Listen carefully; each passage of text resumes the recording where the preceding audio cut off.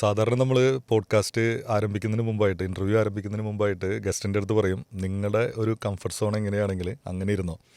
അപ്പോൾ പലരും പല രീതിയിലായിരിക്കും ഇരിക്കുക. ഇപ്പോൾ ഒരു വലിയ സോഫയാണെങ്കിൽ ചിലപ്പോൾ ഇങ്ങനെ ഇരിക്കും, ചിലപ്പോൾ ഇങ്ങനെ ഇരിക്കും, ചിലപ്പോൾ അങ്ങനെ നമ്മുടെ ഒരു ഇഷ്ടം എങ്ങനെയാണെങ്കിൽ അതുപോലെ ഇരുന്നു എന്ന് പറയും. ഇവിടെ പിന്നെ അങ്ങനെ പറയേണ്ട കാര്യമില്ല. സ്വയം കംഫർട്ട് സോണൊക്കെ ആദ്യമേ തന്നെ തീരുമാനിച്ച് നേരെ ചമ്രം പടിഞ്ഞ് അങ്ങോട്ട് ഇരുന്ന് കഴിഞ്ഞു. അപ്പോൾ അതാണ് സുബൈദ. താങ്ക് യു അടിപൊളി ഇൻട്രോ ആയിരുന്നു. നമ്മുടെ പഴയതൊക്കെ എനിക്ക് പെട്ടെന്ന് ഒരു നൊസ്റ്റാൾജിയ പോലെ വന്ന് സൂപ്പറായിരുന്നു. അപ്പോൾ ഒരുപാട് സന്തോഷം. കാരണം നമ്മൾ ഇടയിലൊക്കെ 1-2 തവണയൊക്കെ കണ്ടിട്ടുണ്ട്. പക്ഷെ 2011 നമ്മൾ ഷോ അന്ന് നിർത്തിയിട്ടുണ്ടായിരുന്നത്. സ്റ്റാർട്ട് ചെയ്ത് 2009 തുടങ്ങി. ഞാനൊരു 2 മാസം കഴിഞ്ഞതിന് ശേഷമാണ് ഞാൻ ജോയിൻ ചെയ്തിട്ടുണ്ടായിരുന്നത്. ഒരു ഓഗസ്റ്റ് 15-നോ 16-നോ മറ്റാണ് എൻ്റെ ഓർമ്മ ശരിയാണെങ്കിൽ. അതും തൃശ്ശൂർ വെച്ചിട്ട്. ഇപ്പം നമ്മൾ ഇരിക്കുന്നതും തൃശ്ശൂർ വെച്ചിട്ട്. ഞാൻ നോക്കിയപ്പോൾ വണ്ടിയിൽ ഒരാളിരുന്ന് ചിരിച്ചോണ്ടിരിക്കുന്നത്. തൃശ്ശൂർ വെച്ചിട്ട് നമ്മളങ്ങനെ കൂട്ടിമുട്ടി. അന്ന് ഷാജനായിരുന്നു ഇതിന്റെ പ്രൊഡ്യൂസർ.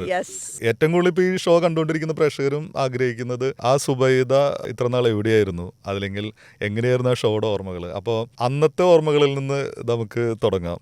അപ്പോൾ എ വാക്ക് വിത്ത് സുബൈദ എന്നൊരു കോൺസെപ്റ്റ് ആരാണ് പേരിട്ടത്, എങ്ങനെയാണ് ആ പ്രൊജക്റ്റിലേക്ക് എത്തിയത്?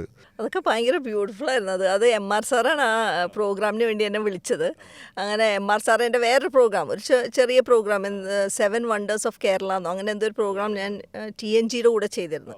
അതിൻ്റെ ഒരു ക്ലിപ്പിംഗ് കണ്ടപ്പോൾ സാറ് എന്നെ ഒന്ന് കോൺടാക്ട് ചെയ്യാൻ പറഞ്ഞു. അങ്ങനെ കോൺടാക്ട് ചെയ്ത് സാറിന് അപ്പോഴും ഉറപ്പില്ല എനിക്ക്. അപ്പോൾ സാറ് പറഞ്ഞ എൻ്റെ ഐഡിയ ഇതാണ്, ഇങ്ങനെ നടന്ന് നമ്മൾ വർത്താനമൊക്കെ പറഞ്ഞ് പോവുക. അപ്പോൾ സാറ് പറഞ്ഞു നമുക്ക് ബഡ്ജറ്റൊന്നും ഇടണ്ട, നമുക്ക് അപ്പോൾ മമ്മൂട്ടിയുടെ ഏതൊരു ഷൂട്ട് നടക്കുന്നുണ്ട് പാലക്കാട്. അപ്പോൾ പറഞ്ഞാൽ നമുക്ക് അങ്ങോട്ട് പോകുമ്പോൾ സുബൈദയും വന്നോ, അപ്പോൾ ആ ബഡ്ജറ്റ് അങ്ങോട്ട് കയറി പോയിക്കോളും, എന്നിട്ട് നമുക്ക് അവിടെ പോയി എന്തെങ്കിലുമൊക്കെ ഷൂട്ട് ചെയ്യാം, എന്നിട്ട് let's see how it goes എന്ന് പറഞ്ഞു. അപ്പോൾ അങ്ങനെ പോയി ഞങ്ങൾ ഷൂട്ട് ചെയ്തു. തിരിച്ചു വന്നിട്ടും സാറ് വേണമെങ്കിൽ ആലോചിച്ചുകൊണ്ടിരുന്നത്.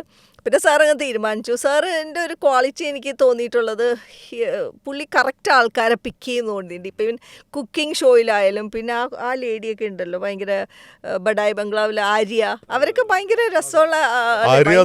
സീരിയൽ മാത്രമേ ചെയ്തോണ്ടിരുന്നുള്ളൂ. ആര്യക്ക് കോമഡി ക്യാരക്ടർ ചെയ്യാൻ പറ്റും, അങ്ങനെ ഒരു കണ്ടെത്തൽ തന്നെ അദ്ദേഹത്തിന്റെ. അതെ MR സാറിൻ്റെയാണ്. പിന്നെ വേറൊരു കുക്കറി ഷോയുടെ ഒരു ലേഡി ഉണ്ടായിരുന്നു, അതും നല്ലത്. അപ്പം ഞാൻ എപ്പോഴും വിചാരിച്ചിട്ടുണ്ട്, പിന്നെ ഞാനും ഉണ്ടല്ലോ.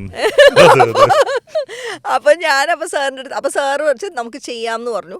ആൻഡ് ദെൻ പേരെന്തിടും എന്ന് വിചാരിച്ച് ഇങ്ങനെ ആലോചിച്ചുകൊണ്ടിരുന്നപ്പോഴാണ് സാറിൻ്റെ വൈഫ് പറഞ്ഞത് വൈ ഡോണ്ട് വി പുട്ട് വാക്ക് വിത്ത് സുബൈദ എന്ന് പറഞ്ഞു. അപ്പോൾ അവിടെ സ്റ്റുഡിയോയിൽ ഒരു ഇച്ചിരി പുറവുറുപ്പൊക്കെ ഉണ്ടായിരുന്നു എന്ന് പറഞ്ഞു. എന്താണെന്ന് വെച്ചാൽ ഇതാരാണ് ഈ സുബൈദയെ കുറിച്ച് ഒരു മനുഷ്യന് കേരളത്തിൽ അറിയില്ല, എന്നെ അറിയാനേ പാടില്ല. അപ്പോൾ ഇത് ഹൂസ് എന്താ മോഹൻലാല മമ്മൂട്ടിയാ വെറുതെ ഇങ്ങനെ പേരിടണേന്നൊക്കെ പറഞ്ഞു. അപ്പോൾ സാറ് സ്റ്റിക്ക് ഓൺ ചെയ്ത്, അതൊരു വലിയ അനുഗ്രഹമായിരുന്നു. അങ്ങനെ അത് തുടങ്ങിയത് വാക്ക് വിത്ത് സുബൈദ.